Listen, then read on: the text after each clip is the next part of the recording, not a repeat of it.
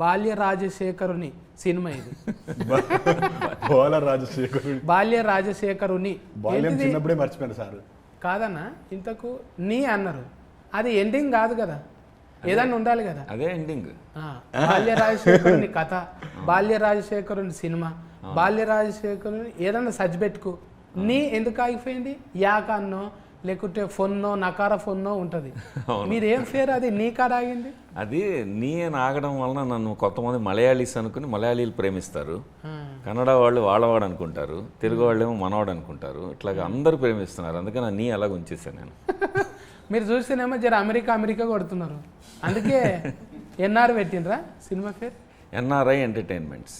మాది అమెరికాలోనే ఉంటాను, లాస్ ఏంజల్స్లో ఉంటాను. దేశం మీద ప్రేమతోటి ఎందుకు లాభం దేంట్లో ఉండొచ్చు. ఈ సినిమాతో ఏమైనా లాభం వస్తుందేమో, ఏంజల్స్ని లాస్ వద్దు, లాభం ఇవ్వండి అని ప్రార్థిస్తున్నాను. ఏంజల్స్ అంటే దేవతలా? దేవతలు, దేవకన్యలు. లాస్ అయితే దేవకన్య దగ్గరకు పోవాలి, మంచిగా అవుతామాట. మొత్తం అమెరికన్లేనా అన్న? బడి భాషలు ఇల్లు ఇడుఫ్ అంతా మొత్తం ఈ బడి భాషలు అంటే ఇక్కడ చదువుకుని వెళ్ళాం కానీ మొత్తం అమెరికాలోనే ఉంటాను. అక్కడే 28 ఏళ్ళు అయిపోయింది వెళ్ళి. అది తెలుగు బాగా మిస్ అవుతాను, అందుకని స్వచ్ఛమైన తెలుగు మాట్లాడడం నాకు ఇష్టం. భరణి సార్ను పెట్టుకున్నాడు. అవును, భరణి సార్ చూస్తేనేమో మంచిగా ఓం అన్నట్టు ఉంటాడు. అవును, అందులో చూస్తేనేమో ఈ ఫూల్ చుట్టుకొని మొత్తం తడి పోషమ్మ గుడి అన్నట్టు. అవును, అలా మీరు ఏం చెప్పాలనుకుంటారు ఆయనతోని?